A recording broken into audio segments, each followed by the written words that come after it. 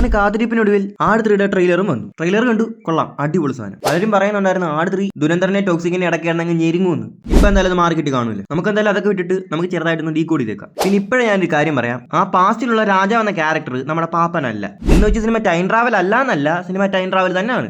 ഞാൻ പറഞ്ഞത് മനസ്സിലായില്ലെങ്കിൽ പോകുന്ന പോക്ക് നിങ്ങൾക്ക് മനസ്സിലായിക്കോളൂ. ആ പഴയ കാലത്തെ കാണിച്ചുകൊണ്ടാണ് ട്രെയിലർ തുടങ്ങുന്നത് തന്നെ. അത് കണ്ടപ്പോൾ ഞാൻ വിചാരിച്ച സിനിമ കയ്യെന്ന് പോയെന്ന്. പക്ഷേ ഈ ഒരു സീൻ കണ്ടപ്പോൾ തൊട്ട് മനസ്സിലായി സിനിമ പഴയ ആ ട്രാക്കിൽ തന്നെയാണ് പോകുന്നതെന്നും. ട്രെയിലറിന്റെ തുടക്കത്തിൽ തന്നെ എന്തോ ഒരു ശക്തിയെ പറ്റി പറയുന്നുണ്ട്. അതെന്താണെന്ന് അറിയത്തില്ലെങ്കിൽ പോലും ഇതിന്റെ ഫസ്റ്റ് പാർട്ടി നീലക്കൊടുവേലി ആ കഥ ഫുള്ള് കൊണ്ടുപോയതുപോലെ ഈ സിനിമയും ആ അജ്ഞാത ശക്തി എന്ന് പറഞ്ഞ ആ സാധനത്തിലൂടെ തന്നെ ആയിരിക്കും ഈ സിനിമയും പോകുന്നത്. ഈ സിനിമയുടെ പല ഭാഗത്തായിട്ട് ഒരു പാലത്തെ കാണിക്കുന്നുണ്ട്. ആ പാലത്തിലാണ് ആ ശക്തി ഇരിക്കുന്നതെന്ന് ഞാൻ പറഞ്ഞാൽ നിങ്ങൾ വിശ്വസിക്കൂ? വിശ്വസിച്ചാലില്ലെങ്കിലും ഇത് തന്നെ ആയിരിക്കും നടക്കാൻ പോകുന്നത്. ഈ ട്രെയിലറിന്റെ അകത്ത് നീ പാലം പൊട്ടിച്ച് അങ്ങനെ കാശാരനാവാൻ പോകുന്നതെന്ന് പാപ്പനോട് പാപ്പന്റെ അമ്മ ചോദിക്കുന്നുണ്ട്. പാപ്പന് ഗുണമില്ലാത്ത കാര്യത്തിലൊന്നും പാപ്പൻ കയറി തലയിടാൻ പോകത്തില്ല. അപ്പൊ ആ പാലം തകർത്ത് ആ സംഭവം എടുക്കാനായിരിക്കും പുള്ളിയുടെ പ്ലാൻ. പിന്നെ ട്രെയിലറിന്റെ മറ്റൊരു ഭാഗത്ത് നമ്മുടെ സാത്താൻ സേവിയർ നിങ്ങളായിരിക്കും അടുത്ത ചെക്ക് വരാന്ന് പറയുന്നുണ്ട്. ഇതുവരെ വന്ന 2 പാർട്ടിലായാലും പുള്ളി ഒന്ന് പുകഴ്ത്തി കഴിഞ്ഞാൽ പുള്ളിയോട് പറഞ്ഞ എന്തായാലും പുള്ളി സഹായിച്ചു കൊടുക്കും. അപ്പൊ നമ്മുടെ സാത്താൻ സേവിയറും ആ പാലം തകർത്തിട്ട് അതിനകത്ത് ആ അജ്ഞാത ശക്തി എടുക്കാനായിരിക്കും പുള്ളിയുടെയും പ്ലാൻ. പിന്നെ നമ്മുടെ ക്യാപ്റ്റൻ ക്ലീറ്റസ് ഒരു പോലീസ് സ്റ്റേഷനിൽ പോയിരുന്ന് തള്ളുന്നതായിട്ട് നമുക്ക് കാണാം. അവിടെ ഇരിക്കുന്ന ആ പോലീസുകാരന്റെ കയ്യിൽ ഡോളർ ഇരിക്കുന്നതായിട്ടും കാണാൻ പറ്റും. ഈ ഡോളർ എവിടെ നിന്നാണ് കിട്ടിയെന്ന് ചോദിക്കുമ്പോഴായിരിക്കും ഈ തള്ളിരുന്ന് തള്ളുന്നത്. അത് കഴിഞ്ഞിട്ട് ഈ സീനിൽ നമ്മുടെ സർബത്ത് ഷമീറിനെ,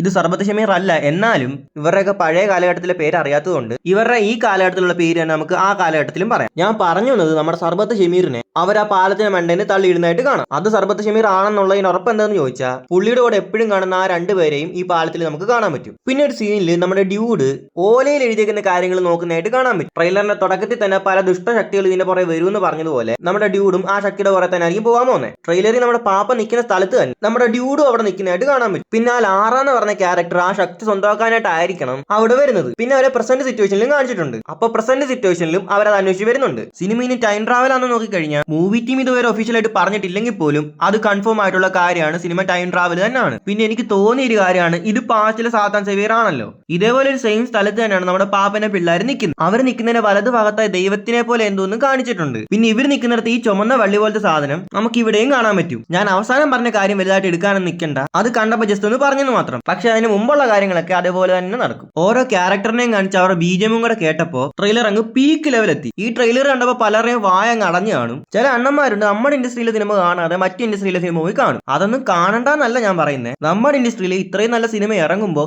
ഇത് കണ്ടിട്ട് അത് കണ്ടുകൂടെ? പിന്നെ സിനിമ ഫസ്റ്റിലെ നല്ല കളക്ഷൻ തൂക്കാനും നല്ല ചാൻസ് ഉണ്ട്. എന്ന് വെച്ച് എമ്പുരാന്റെ അല്ലെങ്കിൽ ലിയോയുടെ കളക്ഷൻ തകർക്കൂന്നല്ല, ടോക്സിക്കും ദുരന്തറും വരുന്നതും കൊണ്ട് അത്യാവശ്യം നല്ല കളക്ഷൻ എന്തായാലും സിനിമ നേടിയിരിക്കും. പിന്നെ ട്രെയിലറിന്റെ അവസാനം വൺ ലാസ്റ്റ് റൈഡ് പാർട്ട് 1 എന്നും കാണിക്കുന്നുണ്ട്. അപ്പൊ ഇതിനൊരു സെക്കൻഡ് പാർട്ട് ഉണ്ടായിരിക്കും, അതായത് ആട് 4 ഉണ്ടായിരിക്കും. ഈ വീഡിയോ ഞാൻ ട്രെയിലർ കണ്ടതിന്റെ എക്സൈറ്റ്മെന്റ് ഇട്ടതാണ്. നന്നായിട്ട് ഡീകോഡ് ചെയ്തിട്ട് ഇതിലും നല്ലൊരു വീഡിയോ അപ്ലോഡ് ചെയ്യുന്നതായിരിക്കും, അത് ഉടനെ തന്നെ. നിങ്ങൾ ആട് 3ക്ക് വെയിറ്റ് ചെയ്യുന്നുണ്ടോ? നിങ്ങൾ ഏത് സിനിമയ്ക്കാണ് പോകുന്നത് താഴെ കമന്റ് ചെയ്തേക്കുക. പിന്നെ എന്റെ ഇൻസ്റ്റാ ID താഴെ ഡിസ്ക്രിപ്ഷൻ ബോക്സിൽ കൊടുത്തിട്ടുണ്ട്, പറ്റുന്നവരൊക്കെ ഒന്ന് ഫോളോ ചെയ്ത് വെക്കുക. ഓക്കെ, ഞാൻ മുമ്പ് പറഞ്ഞതുപോലെ എക്സൈറ്റ്മെന്റ് ചെയ്തൊരു വീഡിയോ ആണ്, അതുകൊണ്ട് ഈ വീഡിയോക്ക് നല്ല കുഴപ്പങ്ങളൊക്കെ കാണുമായിരിക്കാം. അപ്പോൾ ഇന്നത്തെ വീഡിയോ ഇത്രേ ഉള്ളൂ. വീഡിയോ ഇഷ്ടപ്പെട്ട ലൈക്ക് ചെയ്യുക, ഷെയർ ചെയ്യുക, സബ്സ്ക്രൈബ് ചെയ്യുക. അപ്പോൾ ഓക്കെ ഫ്രണ്ട്സ്, ബൈ.